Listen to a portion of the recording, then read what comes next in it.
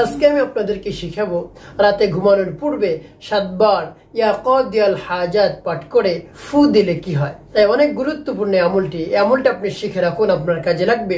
তো এই আমলটি আপনি কখন কিভাবে করবেন এবং কোন নিয়মে করবেন, আমলটি করে কিভাবে উপকৃত হবেন, আমি শুরু থেকে শেষ পর্যন্ত অতি সহজে অল্প সময়ের মধ্যে বলে দিব। আপনি অতি অল্প সময় এই আমলটি করতে পারবেন। এই আমলটি করার ক্ষেত্রে আপনাকে কোনো ধরনের টাকা পয়সা খরচ করতে হবে না, শুধু অল্প কিছু সময় ব্যয় করে এই আমলটি করতে হবে। তো অল্প সময় ব্যয় করে যদি আপনি উপকৃত হতে পারেন, লাভবান হতে পারেন, তাহলে আপনার জন্য তো ভালো। তাই বিস্তারিত জানার জন্য, আমলটি শিখে রাখার জন্য ভিডিওটি শেষ পর্যন্ত ধৈর্য এবং মনোযোগের সাথে দেখার অনুরোধ থাকবে। এবং আমার চ্যানেলে যদি আপনি নতুন দর্শক হয়ে থাকেন, তাহলে নিত্য নতুন ইসলামিক ভিডিও সবার আগে পেতে আমার চ্যানেলটি সাবস্ক্রাইব করে রাখুন। তো প্রিয় ভাই বোনেরা, এই আমলটি আপনি কখন করবেন? রাতে ঘুমানোর পূর্বে এই আমলটি করবেন। রাতে যখন ঘুমাবেন এর পূর্বে আপনি অবশ্যই এশার নামাজ আদায় করবেন। এশার নামাজ আদায় করে রাতে যখন আপনি ঘুমাতে যাবেন, আপনি বিছানায় যাবেন, আপনার বিছানাটাকে সুন্দর করে সুন্নত তরিকায় আপনি ঝেড়ে নেবেন। কেমন করে ঝাড়বেন? বিসমিল্লাহির রহমানির রহিম 3 বার পাঠ করে আপনার বিছানাটা সুন্দর করে ঝেড়ে নেবেন, পরিপাটি করে নেবেন, একেবারে সুন্দর করে গুছিয়ে নেবেন। তারপরে আপনার যদি অজু থাকে তাহলে তো ভালো, অন্যথায় আপনি উত্তম রূপে অজু করে আসবেন। উত্তম রূপে অজু করে এসে আপনার বিছানার উপর আপনি বসবেন। তারপরে আপনার জীবনের গুনার কথা স্মরণ করে আপনি গুনাহ মাফের উদ্দেশ্যে মহান রব্বুল আলামিনের কাছে আপনি ইস্তিগফার পাঠ করবেন। 3 বার ইস্তিগফার পাঠ করবেন, আস্তাগফিরুল্লাহ আস্তাগফিরুল্লাহ আস্তাগফিরুল্লাহ। আর যখন আপনি ইস্তিগফারটি পাঠ করবেন, তখন আপনি মনে মনে ভাববেন, হে আল্লাহ, আমার জীবনের সমস্ত গুনাহ খাতা মাফ করে দেন। আপনি পারবেন আমার গুনাহ খাতা মাফ করে দিতে। তাই আমার গুনাহ খাতা মাফ করে দিয়ে আমাকে পাক এবং পবিত্র আপনি বানিয়ে দিন। এভাবে আপনি ইস্তিগফার পাঠ করার সময় মনে মনে নিয়ত করবেন। তারপরে 3 বার দুরূদ শরীফ পাঠ করবেন, সাল্লাল্লাহু আলাইহি ওয়াসাল্লাম সাল্লাল্লাহু আলাইহি ওয়াসাল্লাম সাল্লাল্লাহু আলাইহি ওয়াসাল্লাম। তারপরে আপনি সেই দোয়াটি পাঠ করবেন। সেই দোয়াটি পাঠ করার পূর্বে আপনার মনকে আপনি স্থির করবেন, আপনার আমলের দিকে আপনি মনোনিবেশ হবেন এবং যে উদ্দেশ্যে আপনি আমলটি করতেছেন সেই উদ্দেশ্যের কথা মনে মনে ভাববেন, চিন্তা করবেন, স্মরণ করবেন।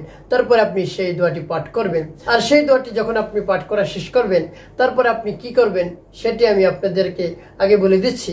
তারপরে আমি সেই দোয়াটি বলে দেব। সেই দোয়াটি যখন পাঠ করা হয়ে যাবে, পাঠ করার শেষে যখন আপনি ঘুমাবেন, আপনি ডান কাত হয়ে কিবলা মুখে এভাবে মাথার নিচে হাত দিবেন। তারপরে আপনি ঘুমানোর দোয়াটি পাঠ করবেন, আল্লাহুম্মা বিসমিকা আমুতু ওয়া আহইয়া। এভাবে আপনি ঘুমানোর দোয়াটি পাঠ করে মনে মনে নিয়ত করবেন, হে আল্লাহ, ফজরের নামাজের সময় আপনি আমাকে জাগ্রত করে দিবেন, আমি যেন ফজরের নামাজ আদায় করতে পারি। ফজর নামাজ যদি আমার ছুটে যায় তাহলে আমি ক্ষতিগ্রস্তের মধ্যে পড়ে যাব। এভাবে মহান রব্বুল আলামিনের কাছে আপনি বলে আপনি ঘুমাবেন, দেখবেন আপনি ঠিক টাইমে উঠতে পারবেন। মহান রব্বুল আলামিন আপনাকে জাগ্রত করে দিবে। তো সেই দোয়াটি কি এবং সেই দোয়াটি পাঠ করে আপনি কি করবেন আমি আপনাদেরকে বলে দিচ্ছি। আর সেই দোয়াটি হলো, ইয়া কাদিয়াল হাজাত ইয়া কাদিয়াল হাজাত يا قاضي الحاجات يا قاضي الحاجات يا قاضي الحاجات।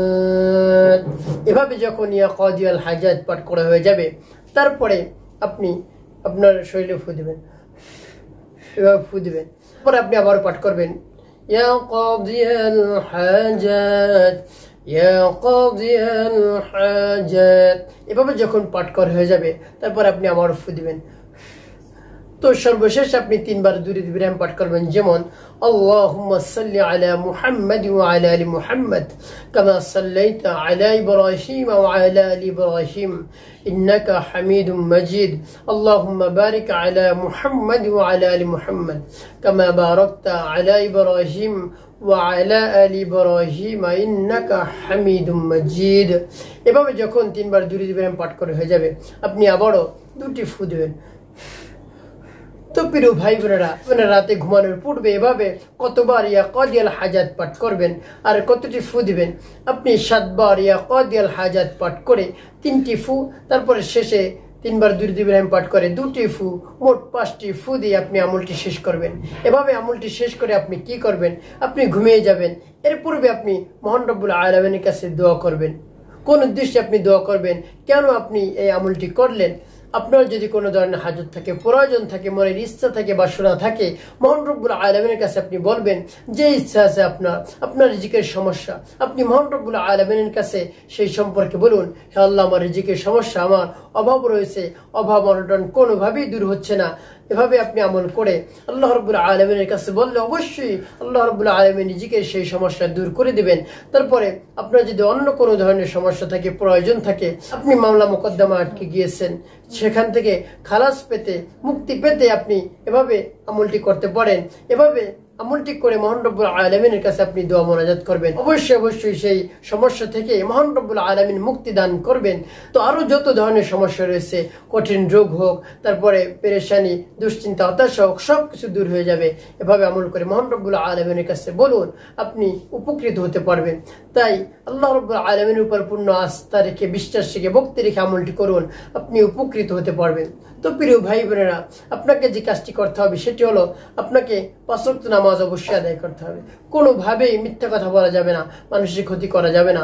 সদা সর্বদা মানুষের কল্যাণে আপনি কাজ করবেন, যতটুকু সম্ভব মানুষের কল্যাণে আপনি কাজ করবেন। তারপরে আপনার সাধ্য অনুযায়ী আপনি দান সদকা করবেন। তাহলে সব ধরনের বালা মুসিবত, দুশ্চিন্তা, পেরেশানি, হতাশা দূর হয়ে যায়।